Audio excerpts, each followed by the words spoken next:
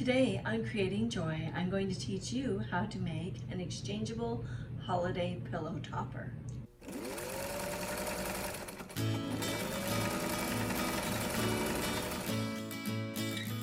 So today I'm going to take a pillowcase and add on buttons about 11 inches apart, and then I'm going to make a piece of fabric and I'm going to embroider a design on it for Thanksgiving, and then I can make buttonholes and then button it on, and then I'll be able to change it out for the next season.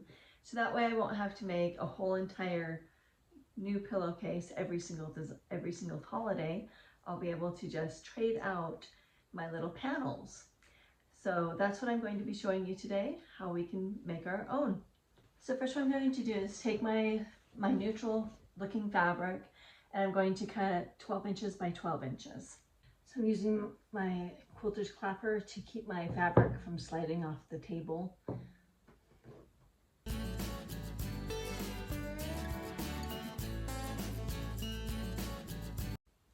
So this is just extra batting that I have.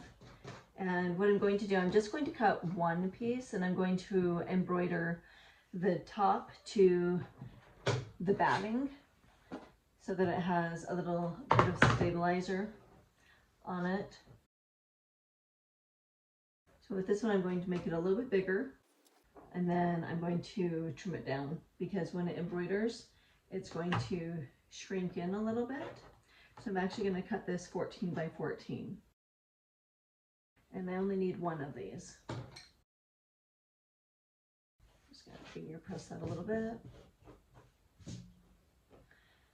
And then I'm going to take this piece and just kind of eyeball it to be right in the center. So it doesn't have to be exactly perfect because you're going to be trimming off the edge after you're done embroidering. So we're going to go ahead and we're going to embroider the center. So if you want, you could take your applique, there's like a spray-on glue that you can just spray it on so that it stays. But where I'm going to hoop it in my embroidery hoop, I'm not going to do that because the hoop will hold it still. So I'm going to use my 8x8 frame that I have for my embroidery machine, and I'm going to cut this no-show mesh stabilizer, and I'm just going to follow the line that I have right on here. And I'm going to go ahead and take this, and I want it to find the center. So what I'm doing is I'm going to crease it, and then I'm going to crease it again, and then kind of push down in the center right here so that I can actually see where the center is. So now I can see my little center point on the fold. Move this back. It helps that with this particular mat, it actually has a 12 by 12 square, so I can line it up with that also, which is nice. I always like to make sure that I'll take my fingers and do like one and one, maybe one finger on this side, one finger, or just making sure that it's the same. And then you can take your hoop and you can actually maybe take some fingernail polish or something, and you can make a little dot if you don't already have one on your hoop, so you know where the center line is. You take a magic marker, you could do whatever works best for you so you can see where your center line is. On here, I actually drew a line with a pen on both sides so I could see also. And then I lined it up with the fold marks that I've made to make sure that it is even across. And then I'm also looking and seeing if it looks even here. Like sometimes I'll just do a little bit of adjustment. Okay,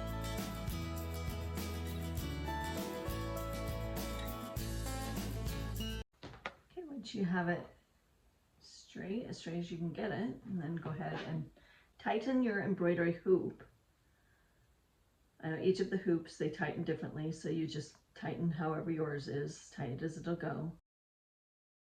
And then take it over and to your machine and put on whichever design you've decided to put on. So I don't know if you're like me and you have hundreds of embroidery designs that you've never used and you're trying to figure out what to do with some of them so that you don't just buy them and don't use them. So I've decided to use a few of them and make pillow designs that I can trade out this little pillow patch, I don't know what you want to call it, quilt square, that I can just switch it out on from these pillows that I have all over my house. So anyway, so I have this cute design. I have no idea where I got it or how long I've had it, but it's a seasonal pack that has several different things. So I'm going to show you a couple of them and maybe you'll find some similar ones. So this one I've chosen, it says thankful, and I've went ahead and I chose this one to put on the fabric that I have. And I'm going to just go ahead and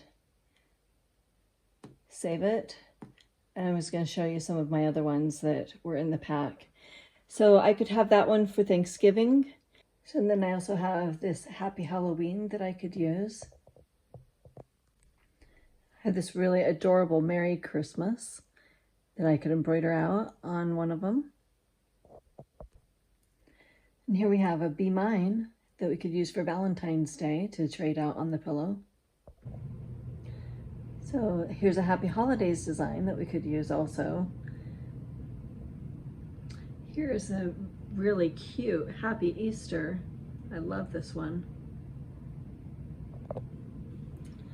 It's funny, now that I got to this one design, I realized I've actually used this one lots of times. I've put this exact design on towels that I've given to people for Easter.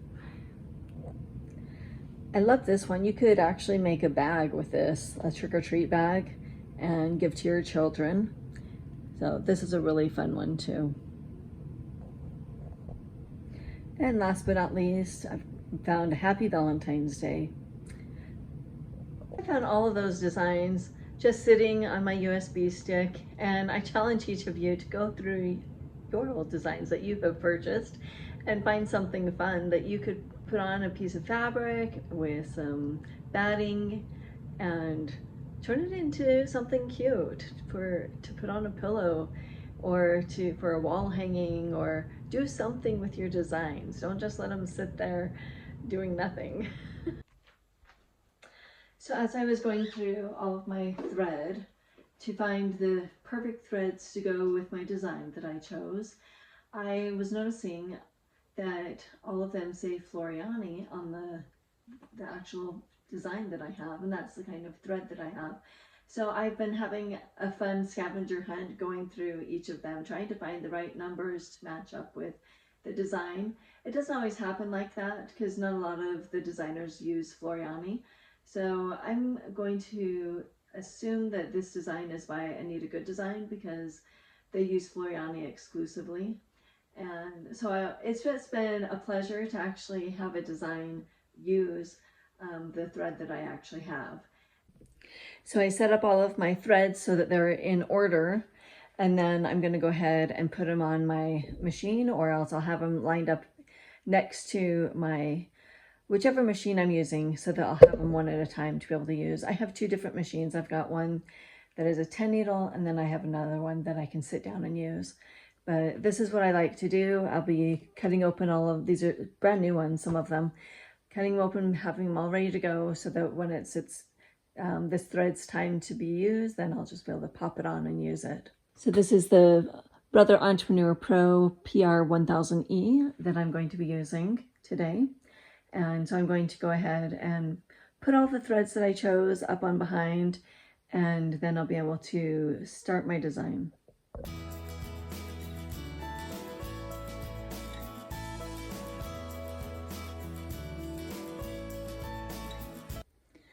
Now that I have it all embroidered, I'm going to take the second square that I cut out and I'm going to put it over top. So we're going to have to leave an opening at the bottom. So I'm going to pin it around and then I'm going to sew, back stitch, go up and around, down, and then I'm going to stop right here. I'm going to leave an opening that big so that I can reverse it out. So here it's all sewn and we've got the opening right here. So it's between the two browns. So what I'm going to do now is I'm going to take it to my cutting table and I'm going to cut off 1/4 of an inch around the whole entire thing, and then I will flip it out. Okay, so when we are cutting, if you are just using your ruler, then you can move your item so it is sideways, and then you can just move the way your arm moves.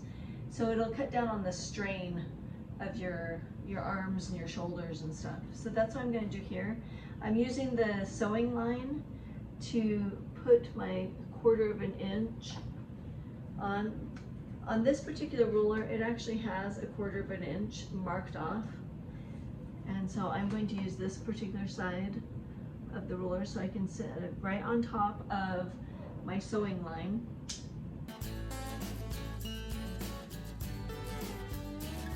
And I'm just going to do that all the way around.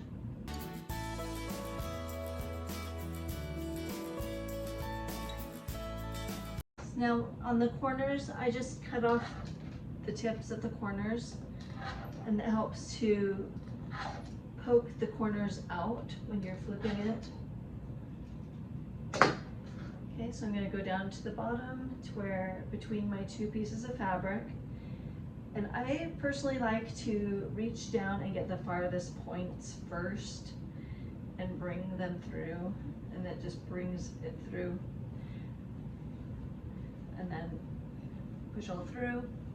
With this particular project, I can push it down with my finger.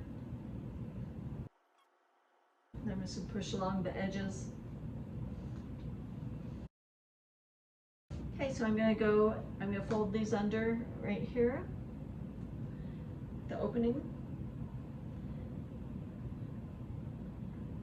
Just finger press it. So you can either whip stitch it closed, or you can use your sewing machine with matching thread, and you could top stitch around the whole entire thing. That's what I'm going to do. And then come back and we'll make our buttonholes.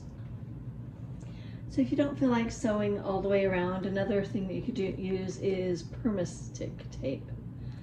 And this is a little, it's like an iron-on tape. You stick it in so that the rough side is facing down.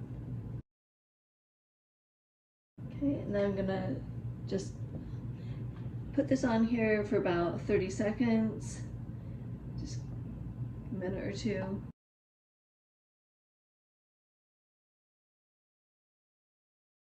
I'll take it off.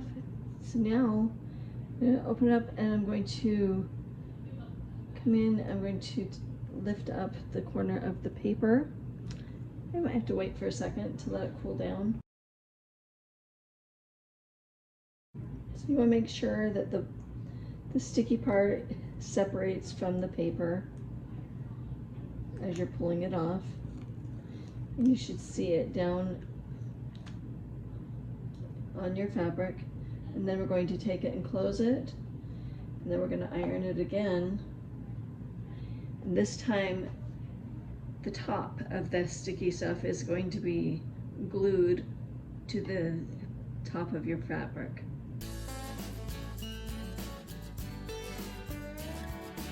This should make it so that it is all glued shut. If not, then you might need to do it one more time. Or if it doesn't work, then just go ahead and sew it up. I didn't do it the full 30 seconds, so I'm going to finish doing it the full 30 seconds.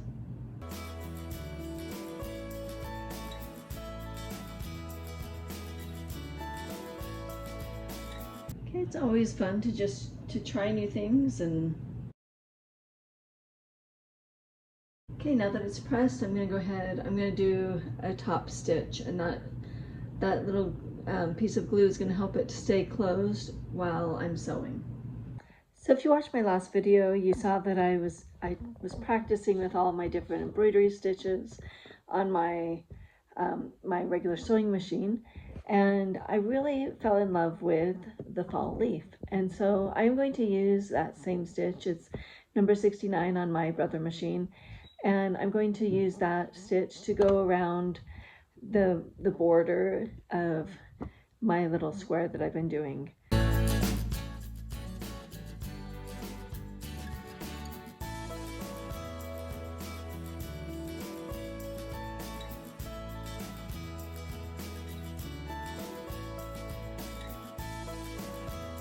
So when I was searching for buttons on Amazon, I found these adorable little buttons, and what it says is handmade with love, and then they have little hearts on them, and you can just search Amazon and find them, but they're the perfect size for my little pillows. So when you are sewing on your buttons, the thing that I found is probably best to put them probably about, thinking maybe 10 inches apart. I'm going to measure this. Let's see what we've got with what our finished product is looking like. Yep, 10. So I think if we did it 10 inches from the center of that, maybe even, because by the time, if you're starting with a 12-inch by 12-inch piece of fabric, and then by the time you're done sewing it, if you're going to actually do buttonholes, the buttonhole is going to be about right here and about right here. So I'm going to have to undo my buttons and move them in. So I think I put one right here and then put it on the 9. So put it, if I go to the edge, then I'll put it one right at the 1 inch and then one at probably the 9.5 inch. See, coming into there. Yeah, it's about an inch in. It will be 9.5 inches. So you're gonna have to look at yours, how yours is gonna end up. But I kind of jumped the gun and I sewed on the buttons first. But that's okay. Buttons are easy to undo and redo.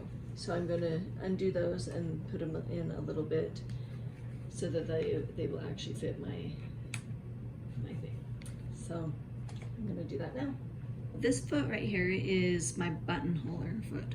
So it originally comes closed like this, and then you're going to take it and you're going to open it, stick your button inside, oops, and then lock it in. Okay, so now what this says, it's showing your foot how big the button is. Okay, so to put it on, we've got this little bar right here, and that's where your foot clicks on. So you see back here, you can just push this button and your foot falls off. Set it aside underneath here because we're going to be needing our foot again in a minute. So now we have this foot over here. Okay, so we see this little bar right here. We're going to take this bar, the presser foot lever, push it up so this can slide underneath.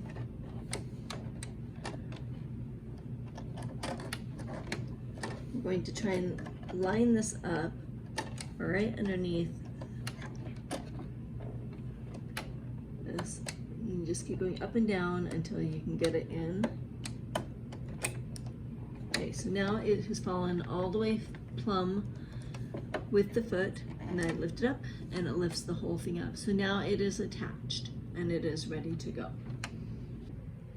Okay, next what I want to do is I want to put little marks on my panel so I will know where I want to put my buttonholes.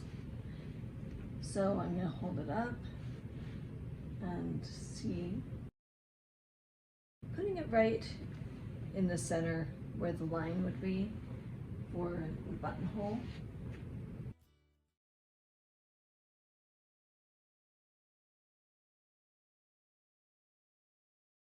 Okay, I want to see if my lines are straight down from each other.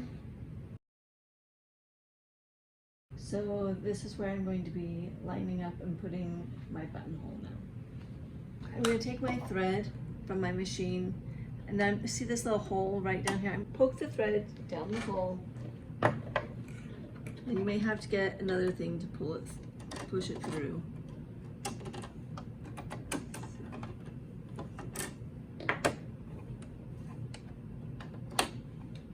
Every machine is different with your buttonholer, so I suggest you get a scrap piece of fabric, put a mark on it.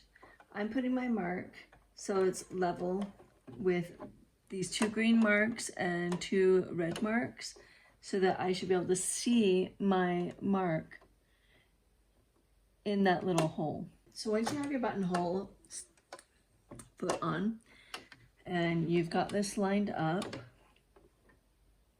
with the line that you've made, you're going to put the presser foot down, and then back behind here, there's this little lever. You're going to grab it and pull it all the way down, okay? And it should come right behind this little lever that's sticking up right here. Okay, so we should be ready now. So now we're going to go ahead and start sewing.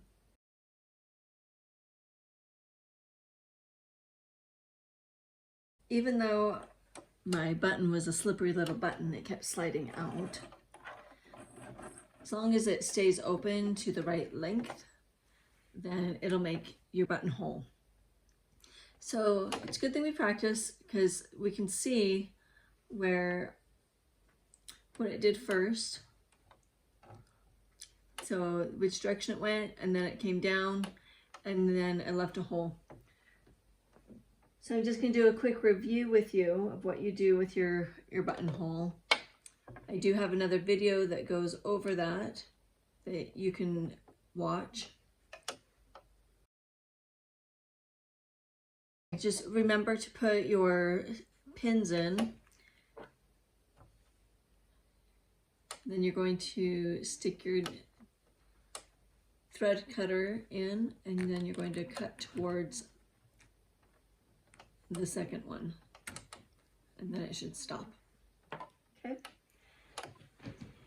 Then you just take your button and just slide it in, and it should go easily into the buttonhole that you've made. Okay. So the thing the sampler really taught us is that we really should be putting our mark at the bottom of where the button is, so that when it sews it, it's going to go up first and over, and then down and then over to finish it off. So we want to just make sure that we're putting the mark in the right place so that the button will be where we want it to be.